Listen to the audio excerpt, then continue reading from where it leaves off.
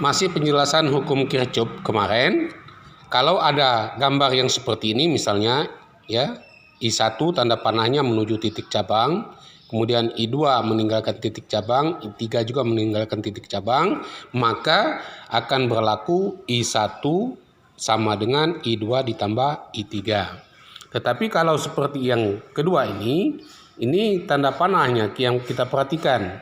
Yang menuju titik cabang adalah I2, I1 yang meninggalkan I3 dan I4.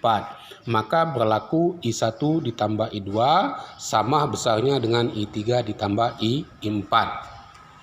Sekarang kalau dia melewati arus itu, kita katakan dia melewati suatu hambatan. Hambatan kita simbolkan dengan tanda yang seperti ini dan kita beri huruf R. Itu artinya hambatan. R2 dengan R3. Nah, ini ya. Kalau di sini misalnya mengalir I1, tetap I-nya akan terbagi menjadi I2 dan I3. Nah, dia kalau seperti ini masih tetap berlaku ya, masih tetap berlaku I1 sama besarnya dengan I2 ditambah I3. Sekarang yang akan kita bahas lebih lanjut adalah mengenai besar I2 dan besar I3 terkait atau berhubungan dengan besar R2 dan besar R3. Pada video kita yang terdahulu ya, saya sudah menjelaskan bahwa I2 dengan I3 ini akan berbanding terbalik dengan R2 dan R3.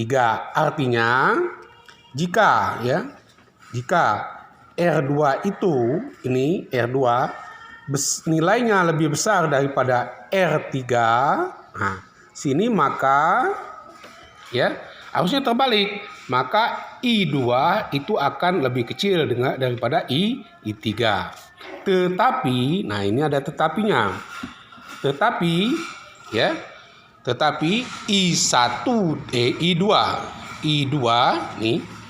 I2 dikali dengan R2 itu besarnya harus sama dengan I3 dikali dengan R3. Nah, ini yang akan kita bahas lebih lanjut. Untuk selanjutnya kita akan melihat dulu ya. Ayo kita lakukan di buku kalian, yaitu tentang pemasangan lampu dengan baterai. Yang pertama itu ada satu lampu, ya, satu lampu dihubungkan dengan satu baterai. Nah, dihubungkan dengan satu baterai, satu lampu dengan satu baterai.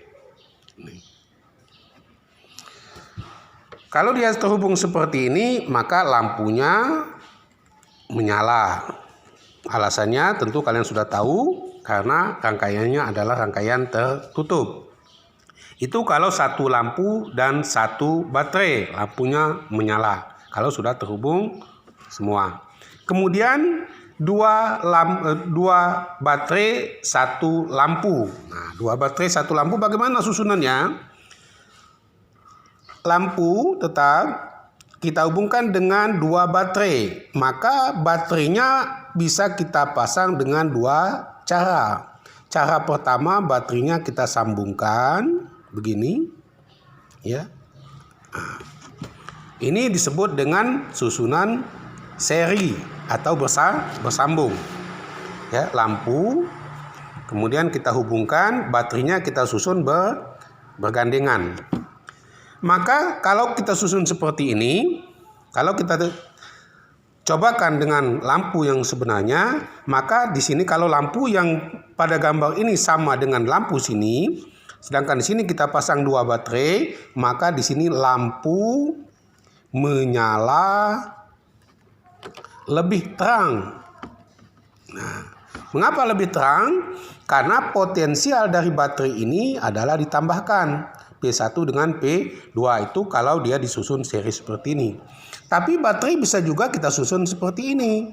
Satu lampu dengan dua baterai. Tapi baterainya kita susun bergandengan. Nah, seperti ini. Ya. Nah, baterainya kita susun seperti ini. Nih. Ini disebut dengan susunan paralel. Sekarang pertanyaan, bagaimana dengan terang lampunya? Kalau kita yang susun seperti ini, bagaimana terang lampunya dibandingkan dengan lampu pertama, lampu kedua, dan lampu ketiga?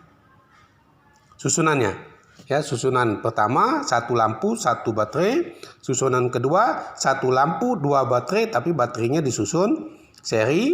Sini ya, 1 lampu 2 baterai tapi baterainya disusun paralel. Maka di sini pada yang ketiga ini lampunya akan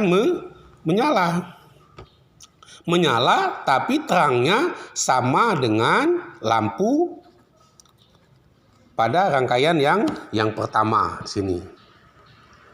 Sama ya. Sama terangnya.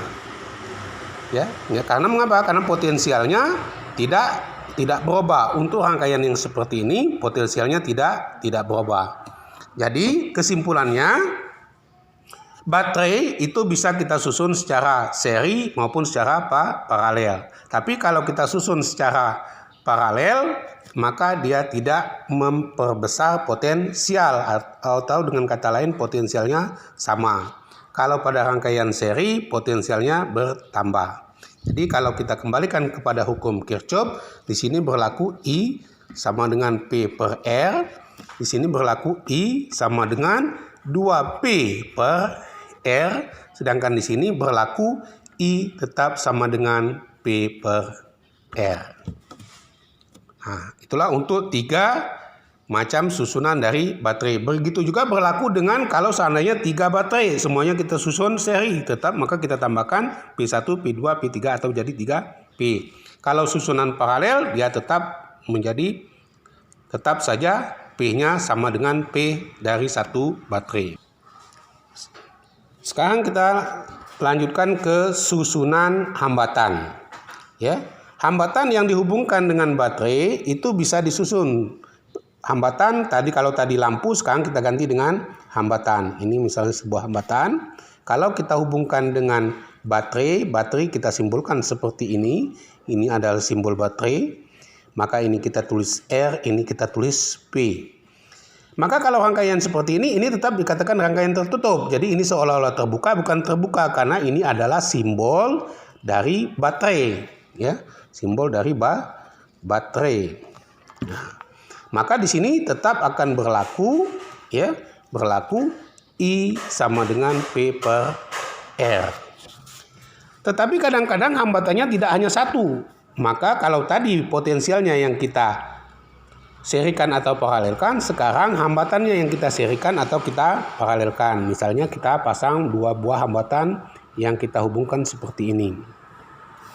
Kemudian kita hubungkan dengan baterai, ya.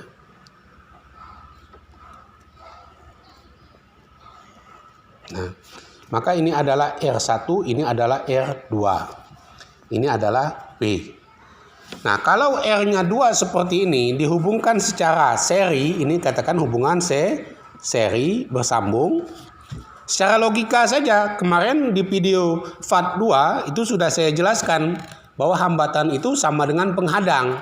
Jadi kalau ada 2 hambatan yang seri begini, berarti hambatannya semuanya harus dilalui.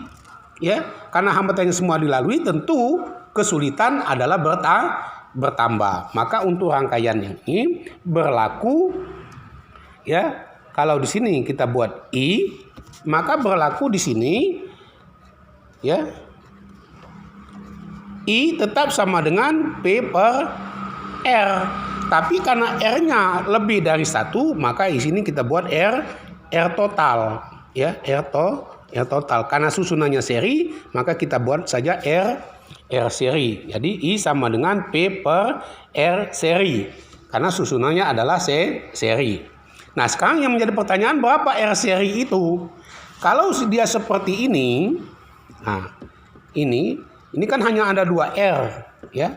2 R yang semuanya seri, maka R serinya hanya kita tambahkan langsung R1 ditambah R2. Jadi kalau rangkaiannya seri, hambatannya ditambahkan, ya. Tetapi tidak hanya seri, hambatan juga bisa disusun paralel. Nah, misalnya seperti ini kita buat.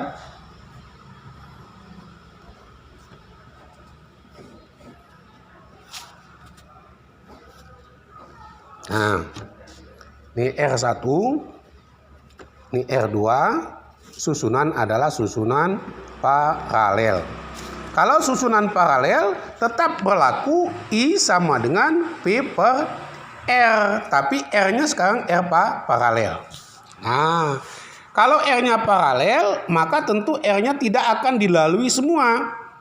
Berlakulah hukum Kirchhoff tadi. Kalau sini mengalir I, ya, maka I ini ada yang akan melewati R1 I1, melewati R2 I2. Nah itu, ya. I1 I2. Nah, sedangkan hasil kali I1 dengan R1 sama dengan I2 kali R2. Maka berlaku untuk R paralel, ini perhitungannya adalah 1/R paralel sama dengan 1/R1 ditambah 1/R2. Itu kalau hanya 2 yang diparalelkan. Kalau 3 sampai 1/R3. Ya, sampai 1/R3. Nah, yang terakhir ini adalah kombinasi. Untuk kombinasi mungkin akan saya sharekan di video berikutnya, ya. Untuk sekarang saya mau kasih contoh dulu, ya. Contoh perhitungan untuk R paralel. Misalnya begini. Misalnya ada R1 dengan R2 melalui titik A dan titik B. Ini R1, ini R2. R1 misalnya kita katakan saja 4 ohm. R2 kita katakan misalnya adalah 12 ohm, ya. Nah, sekarang yang menjadi pertanyaan, berapakah R antara A dengan B ini berapa ohm? Perhitungannya maka 1/R AB,